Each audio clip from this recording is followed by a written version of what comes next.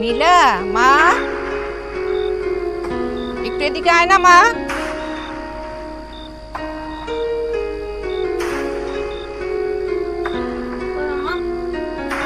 এই পিঠাগুলো একটু রনিকে দিয়ে আয়। এক্ষুনি খেতে বলবি, গরম গরম না খেলে মজা লাগবে না, ঠিক আছে? ঠিক আছে।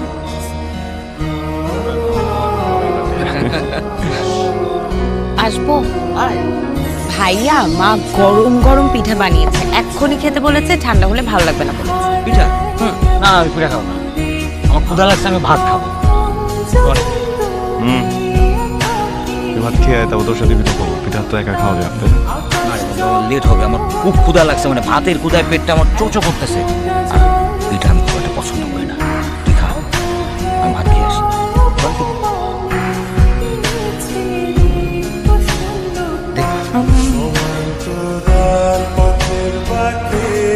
গরম পিঠা এখনই খান, নইলে পরে আর ভালো লাগবে না।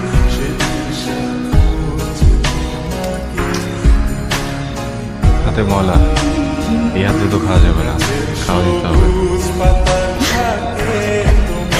ঢং, এরকম খাওয়াই দিতে হবে তাই ঢং কিভাবে শিখলেন? অভ্যাস এখনো হয়নি, খাওয়াচ্ছি। বাবারে বাবা। তো গরম গরম পিঠা খান, খেয়ে একটু বাইরে আসেন, আপনার সাথে আমার একটু সিরিয়াস কথা আছে। খেয়ে নেন।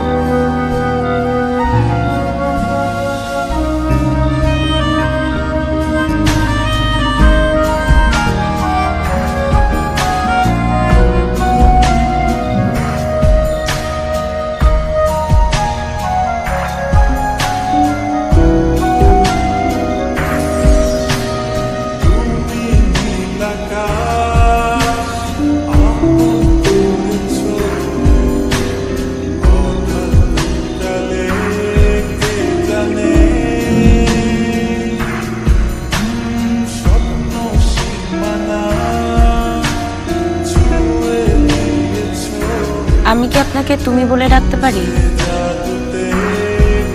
আপনি শব্দটা অনেক দূরের মনে হয়।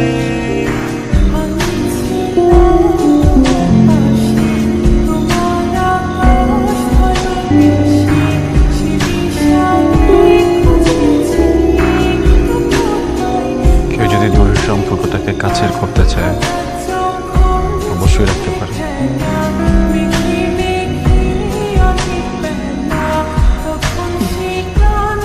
কি অদ্ভুত তাই না?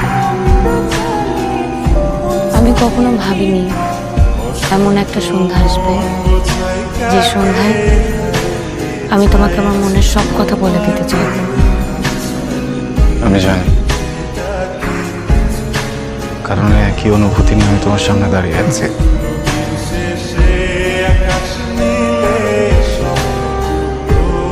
তোমাকে যেদিন প্রথম দেখেছিলাম সেদিনই মনে হয়েছিল তুমি আমার জীবনের একটা অবিচ্ছেদ্য অংশ হতে যাচ্ছ। আমার মনে হয়েছিল তোমার চোখ, ঠোঁট, চাহনি, হাসি কি অদ্ভুত সুন্দর, কি মায়া।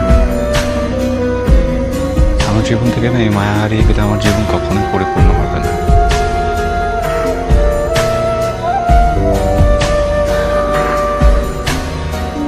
কি অদ্ভুত,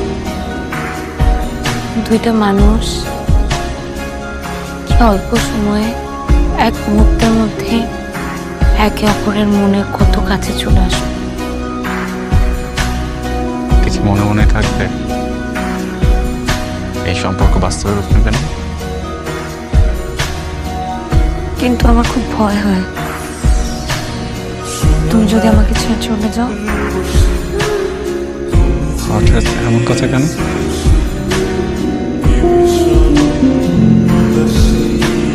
ভয় হয় কারণ জীবনে বাধা আসবে, বিপদ আসবে, তখন যদি তুমি আমাকে ছেড়ে চলে যাও।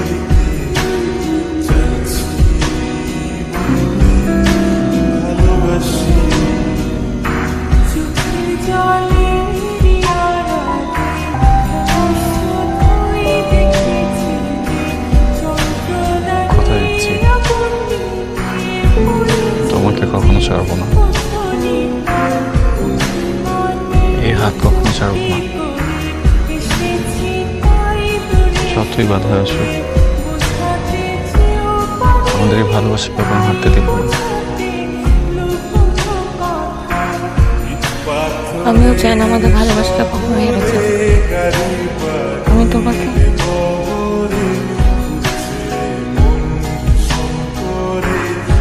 তোমাকে অনেক ভালোবাসি। তোমার হাসির মায়া, তোমার চোখের তারা, তোমার আঙুল মনে হারাটা, তোমার কথার ফুলে ছোট খাটো ভুলে আমি